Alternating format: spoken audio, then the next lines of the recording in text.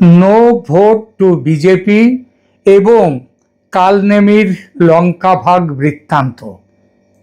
ভণ্ডামির অপর নাম সেকুলারিজম। বুঝতেই পারছেন কোন বিষয়ে বলতে চলেছি।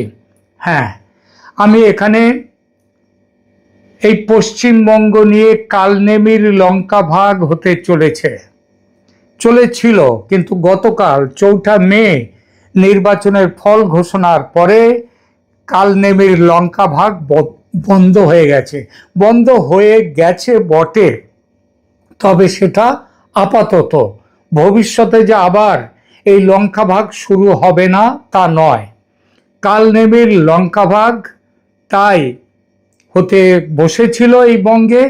কে কালনেমি, কেন পশ্চিমবঙ্গ লঙ্কা হতে চলেছিল, কিভাবে, মানে কোন ফর্মুলায় ভাগ হতে যাচ্ছিল এই রাজ্য, বলবো সে কথা। সঙ্গে আমাদের দেশের মহান সেকুলারদের চরিত্র। তবে তার আগে কালনেমি কে ছিল, লঙ্কা ভাগের গল্প কি, সেটা একটু বলি। কৃত্তিবাসের রামায়ণে আছে কালনেমির লঙ্কা ভাগ কাহিনী। রাম রাবণের যুদ্ধের সময় মেঘনাদের শক্তিশালের আঘাতে লক্ষ্মণ যখন সংজ্ঞাহীন হয়ে পড়েন, তখন তার প্রাণ বাঁচাতে জাম্বুবানের বৈদ্যগিরিতে, অর্থাৎ তার ওষুধ দেওয়ার জন্যে তিনি বৈদ্য, তখন লক্ষ্মণের প্রাণ বাঁচাতে হনুমানকে গন্ধমাদন পর্বত থেকে বিশল্যকরণী ওষুধ আনতে পাঠানো হয়। সূর্য ওঠার আগে ওষুধ এনে লক্ষ্মণের শরীরে দিতে পারলে বাঁচবেন লক্ষ্মণ। লঙ্কার রাজা রাবণ বুঝতে পারেন হনুমান যদি সেই ওষুধ নিয়ে ফেরে তাহলে লক্ষ্মণ বেঁচে যাবেন।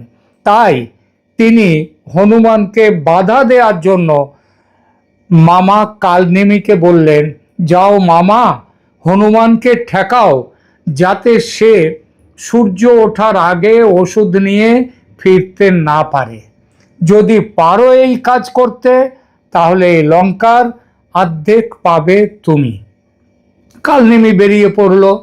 মায়ার সাহায্যে পথের মধ্যে এক মনোরম তপবন তৈরি করলো, এবং যে পথ দিয়ে লক্ষ্মণ যাবেন, এবং নিজে এক ঋষির ছদ্মবেশ নিয়ে সেই পথে সেখানে দাঁড়ালেন, সেখানে থাকলেন।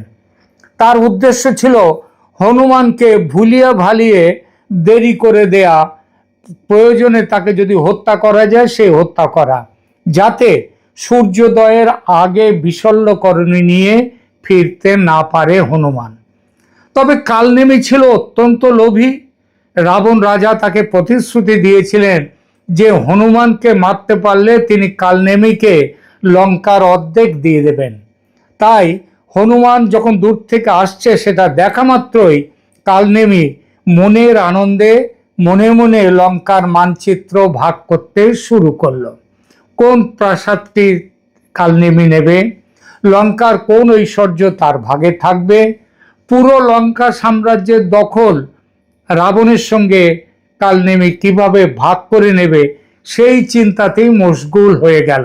অর্থাৎ হনুমানকে মারতে পারা তো দূরের কথা, তাকে আটকানোর আগেই কালনেমি লঙ্কার দখল নিয়ে ব্যস্ত হয়ে পড়ে। পরিণামে কি দাঁড়ালো?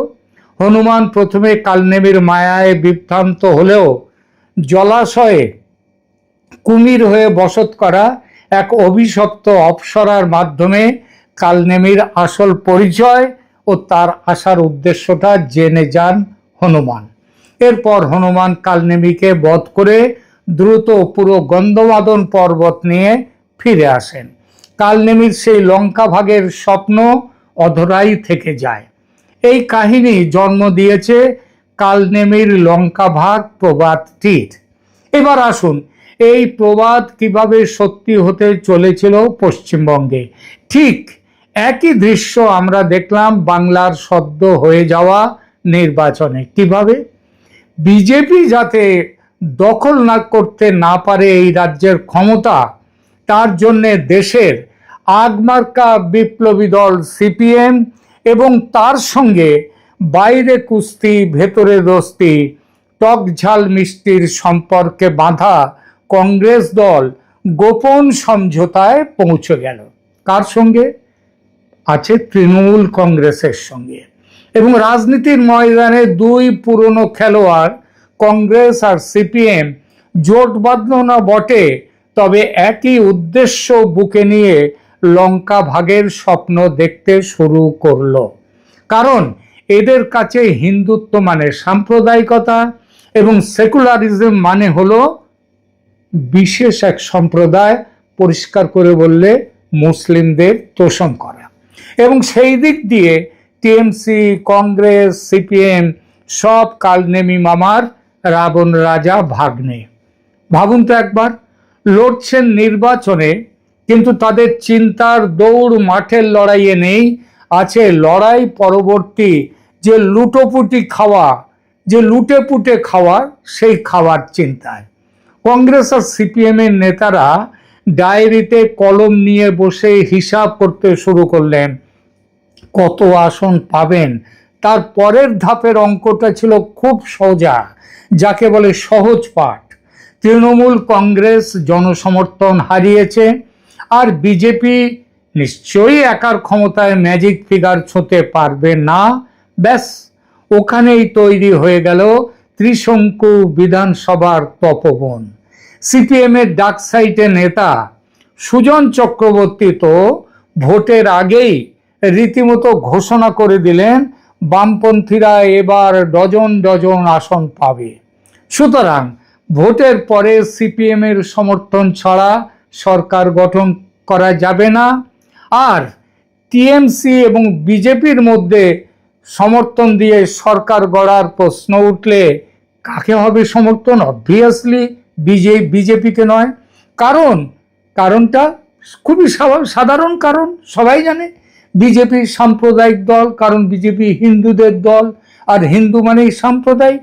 আর অন্যরা তারা তাদের ধর্মে থাকলেও সেগুলো অসাম্প্রদায়িক। আর নো ভোট টু বিজেপি, এই ঘোষণা তো আগেই করে দিয়েছে কমিউনিস্টরা। শুনুন একবার সুজন চক্রবর্তী মশাইয়ের কথা কি বলছেন। আমি যদি বলি যে আমরা সরকার করব, আপনি মানতে চাইবেন না, আপনার অপছন্দ হবে। আমি আপনাকে অপছন্দ করতে ফেলতে চাই না, কিন্তু ডজন ডজন আসন বামপন্থীরা পাবে, ডজন ডজন। পশ্চিমবাংলার মানুষ তার নিজের মতে যদি ভোট দিতে পারে, তাহলে পশ্চিমবাংলায় বামপন্থার কোনো বিকল্প নেই।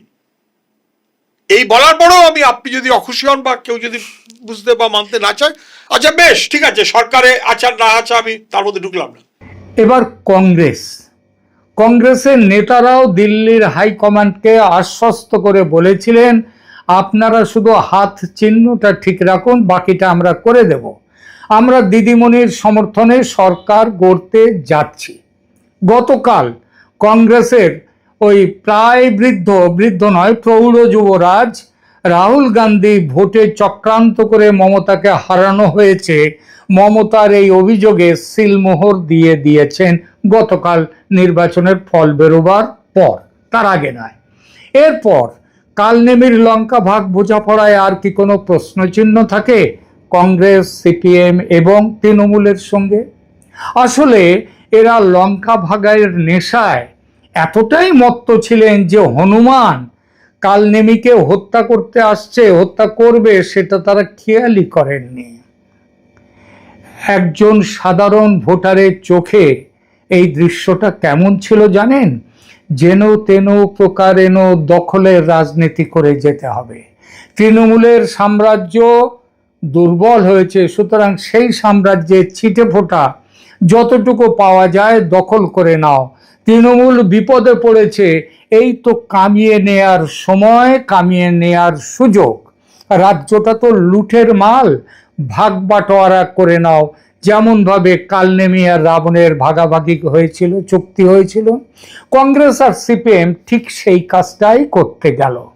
294টা আসনেই প্রার্থী দেয়া হলো দু দলের তরফেই, জেতার জন্য নয়, বরং তৃণমূলকে সাহায্য করার জন্য দর কষাকষির জমি তৈরি করতে। এরা ভাবলেন ত্রিশঙ্কু হলে তৃণমূল তাদের কাছে আসবে, উদ্ধার করো কমরেড, উদ্ধার করো ভাই বলে, আর সেই সুযোগে তারা ক্ষমতা হাতিয়ে নেবেন। কি অদ্ভুত বিলাসিতা দেখুন।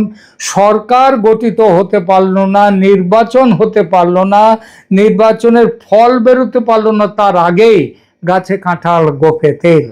অথচ ক্ষমতার বন্টন, সম্পদের বন্টন মনে মনে সেরে ফেলে মায়ের প্রায় ওই নাকে সর্ষের তেল দিয়ে ঘুমোনো, ঘুমের মধ্যে স্বপ্ন দেখা শুরু হয়ে গেল। কেউ হয়তো ভাবছেন শিক্ষা দপ্তরটা নিজেদের কবজায় রাখবেন, যাতে আবার পুরনো দিনের মতো সায়েন্টিফিক কাজ টাজ করা যায়। আবার কেউ ভাবছেন পূর্ত দপ্তরের মাল মশলা দিয়ে নিজেদের ফুটো পকেটটাকে মেরামত করবেন।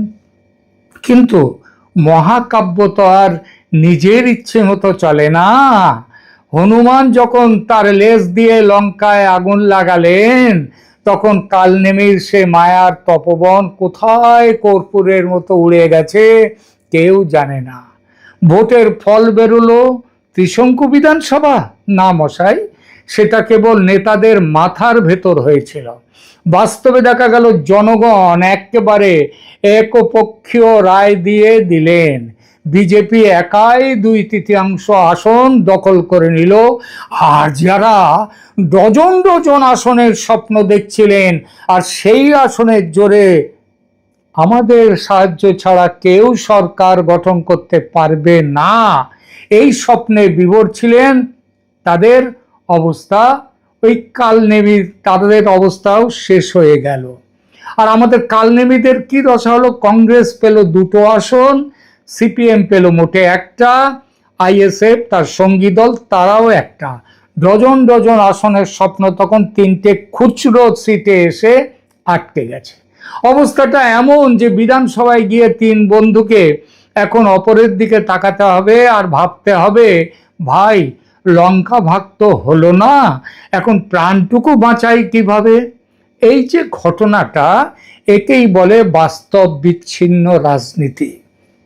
কৃত্তিবাসী রামায়ণে কালনেমিকে হনুমান বধ করেছিলেন ঠিকই, কিন্তু বাংলার রাজনীতিতে কালনেমিদের বধ করলো সাধারণ মানুষের ভোট।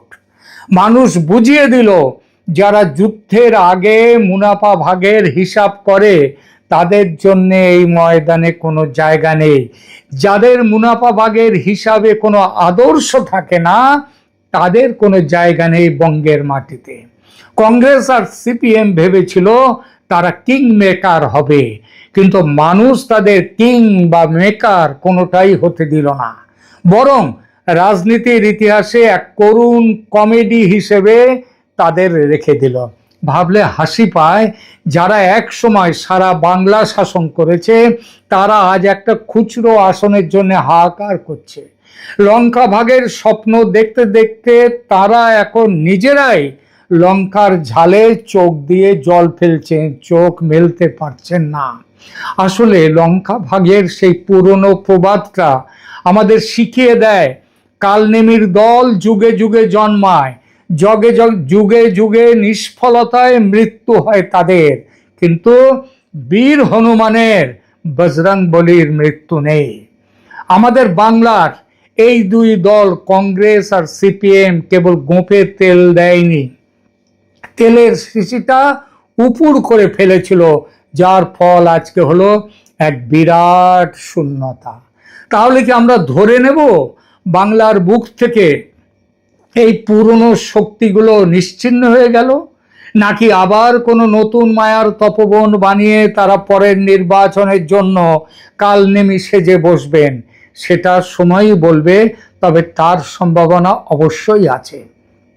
আপাতত লঙ্কা ভাগের সেই মহাকাব্যিক ট্র্যাজেডি দেখে আমরা এটুকু বলতে পারি, স্বপ্ন দেখা ভালো, কিন্তু দিবা স্বপ্ন দেখা স্বাস্থ্যের জন্য ক্ষতিকর। আজকের এপিসোডটি আপনাদের কেমন লাগলো কমেন্ট বক্সে অবশ্যই জানাবেন। লঙ্কা ভাগের কাহিনী কি আপনাদেরও এই রাজনৈতিক পরিস্থিতির কথা মনে করিয়ে দিচ্ছে? সাবস্ক্রাইব করুন ক্যালকাটা ডায়ালগস এবং থাকুন মনোজ দাসের সঙ্গে। 21 বছর রাজপথে থাকা আওয়ামী লীগকে পুনর্গঠিত করে শক্তিশালী আওয়ামী লীগের নেতৃত্বে সরকার গঠন হয়েছে কিন্তু শেখ হাসিনার নেতৃত্বে। বঙ্গবন্ধু হত্যাকারীদের বিচার করা যাবে না যে ইনডেমনিটি অর্ডিন্যান্স, তাকে বাতিল করে খুনিদের দর্পচূর্ণ করে তাদের বিচার হয়েছে কিন্তু শেখ হাসিনার উদ্যোগে। যুদ্ধ অপরাধীরা অত্যন্ত শক্তিশালী হয়েছিল, তাদের স্পর্শ করা যাবে না, এই দাম্ভিকতাকে চূর্ণ করে তাদের বিচার হয়েছে কিন্তু শেখ হাসিনার নেতৃত্বে। ভেঙে পড়া অর্থনীতির বাংলাদেশ, যেটাকে প্রাকৃতিক দুর্যোগের একটি প্রতীক হিসাবে গণ্য করা হতো, সেই বাংলাদেশকে উন্নয়নের রোল মডেলে পরিণত করা হয়েছে কিন্তু শেখ হাসিনার নেতৃত্বে। 185টি কর্মসূচির মাধ্যমে সামাজিক সুরক্ষা বেষ্টনী তৈরি করে সকল মানুষের চাহিদা পূরণ করে ধনী দরিদ্র বৈষম্য দূর হয়েছে কিন্তু শেখ হাসিনার নেতৃত্বে। 55 বছরের বাংলাদেশের ইতিহাসে সবচেয়ে বড় বড় প্রকল্প যা বিস্ময়কর, পদ্মা সেতু, মেট্রো রেল, রূপপুর পারমাণবিক বিদ্যুৎ উৎপাদন কেন্দ্র, কর্ণফুলী নদীর তীরে টানেল, ঢাকায় বিশ্বের বিস্ময়কর থার্ড টার্মিনাল, এলিভেটেড এক্সপ্রেসওয়ে, শতভাগ বিদ্যুতায়িত ব্যবস্থা, প্রতিটি গ্রামে ইন্টারনেট পৌঁছে দেওয়া, নারীদের শিক্ষাকে অবৈতনিক সুযোগ দেওয়া সহ যে অকল্পনীয় উন্নয়ন হয়েছে তা কিন্তু শেখ হাসিনার নেতৃত্বে হয়েছে। অন্তত 20 বার তাকে হত্যার চেষ্টা করা হয়েছে। সেই হত্যা চেষ্টার পরেও কোনোভাবে পরাভব না মেনে বাঙালি জাতির সারথি হিসাবে যিনি গোটা জাতিকে নিয়ে এগিয়ে গেছেন, সেটা কিন্তু শেখ হাসিনা। মনে রাখতে হবে, শেখ হাসিনাকে অন 11 সরকার রাজনীতি থেকে বিতাড়িত করার জন্য মিথ্যা বানোয়াট দুর্নীতির মামলা তৈরি করেছিল। সেই অসংখ্য মামলার প্রতিটিকে আইনি মোকাবেলা করে তিনি প্রমাণ করেছেন দুর্নীতির সঙ্গে তিনি সম্পৃক্ত না। সেটা কিন্তু শেখ হাসিনা। সকলকে একত্রিত করে মায়ের মমতা দিয়ে বাংলাদেশকে এগিয়ে নিয়ে যাওয়ার, মুক্তিযুদ্ধের শক্তিকে সম্মিলিত করার যে বিস্ময়কর দৃষ্টান্ত স্থাপন হয়েছে বাংলাদেশে, তা কিন্তু শেখ হাসিনার নেতৃত্বে হয়েছে। সেই শেখ হাসিনা এখনো আছেন। তিনি যেখানেই শারীরিকভাবে থাকুন না কেন, বাংলাদেশের মানুষের সঙ্গে তিনি সম্পৃক্ত রয়েছেন। প্রতিনিয়ত তিনি বিভিন্ন ফোরামে কথা বলছেন, কর্মীদের সুখ দুঃখ শুনছেন, অসহায় নিঃস্ব ক্ষতিগ্রস্ত পরিবারের সঙ্গে মত বিনিময় করছেন। অপরাপর যা কিছু করার দরকার তা সব কিছুই তিনি করতেছেন। ফলে আমাদের নেতা কর্মীদেরকে আমি অনুরোধ করব, মনে রাখবেন, আমাদের একজন অন্ধকার থেকে আলোকবর্তিকা হাতে নিয়ে অপ্রতিরোধ্য গতিতে এগিয়ে যাওয়ার নেতৃত্ব দেওয়ার মানুষ আছেন, তিনি একজন শেখ হাসিনা। আত্মবিশ্বাস রাখুন, এই দুঃসময় দুর্যোগে প্রতিকূলতা মোকাবেলা করে তার নেতৃত্বে আমরা যে এগিয়ে যাব সেটা খুব দূরে না। ইনশাল্লাহ আমরা যে যেখানে আছি সেখান থেকে আমরা কাজ করছি। আমাদের লক্ষ লক্ষ নেতাকর্মীরা নির্যাতনের শিকার, কারা নির্যাতনের শিকার, হত্যাকাণ্ডের শিকার হচ্ছে, কারাগারে হত্যার শিকার হচ্ছে, মিথ্যা মামলা দিয়ে তাদেরকে সাজা দিয়ে এবং সকলকে দুর্নীতিবাজ সাজাবার জন্য পরিকল্পিতভাবে যে ষড়যন্ত্র হচ্ছে, এই ষড়যন্ত্র টিকবে না। বাংলাদেশের এখন রিকশাওয়ালা, শ্রমিক, রাস্তায় সবজি বিক্রেতা থেকে শুরু করে সাধারণ মানুষ, এমনকি যারা শেখ হাসিনার বিরোধিতা করতেন, তাদেরও এখন ভুল ভেঙেছে। একজন প্রখ্যাত সাংবাদিক বলছেন যে আমি একটা রাম ছাগল, আমি চিনতে পারিনি, শেখ হাসিনা চিনেছে। বাংলাদেশকে ধ্বংস করার ব্যক্তি ইউনূস। আজকে সকলের মুখে উচ্চারণ শেখ হাসিনাই ভালো ছিল। শেখ হাসিনার বিকল্প শেখ হাসিনা, এই বিষয়টা মাথায় রাখবেন। শেখ হাসিনা যা করেছে, এই বিস্ময়কর সৃষ্টি কেউ করতে পারেনি। তিনি বাংলাদেশকে বন্ধক দেননি, তিনি গোলামি চুক্তি করেননি, তিনি বিশ্বমণ্ডলদের কাছে বাঙালির অধিকার বিসর্জন দেননি। তিনি বহু পূর্বে বলেছিলেন যে একটি দেশ চায় আমাকে ক্ষমতা সরাতে, কারণ তাদের স্বার্থ রক্ষা করছি না আমি। আজ প্রমাণিত হয়েছে দেশের স্বার্থ সবচেয়ে বড় শেখ হাসিনার কাছে, ক্ষমতা নয়, বাংলাদেশই তার কাছে বড়, যেটা তার বাবার কাছ থেকে তিনি শিক্ষা নিয়েছিলেন। তার বাবার নেতৃত্বে পরাধীনতার শৃঙ্খল ভেঙে স্বাধীনতা পেয়েছি, আর অর্থনৈতিক মুক্তি সহ সমৃদ্ধ বাংলাদেশ এসেছে শেখ হাসিনার নেতৃত্বে। কোনোভাবেই দুর্ভাবনার কারণ নেই, হতাশ হবার কারণ নাই। সেদিন খুব দূরে না যে শেখ হাসিনার নেতৃত্বে আমরা আবার আমাদের ঋত গৌরব পুনরুদ্ধার করব ইনশাআল্লাহ। সে প্রস্তুতি আমাদের সম্পন্ন হওয়ার পথে। জয় বাংলা।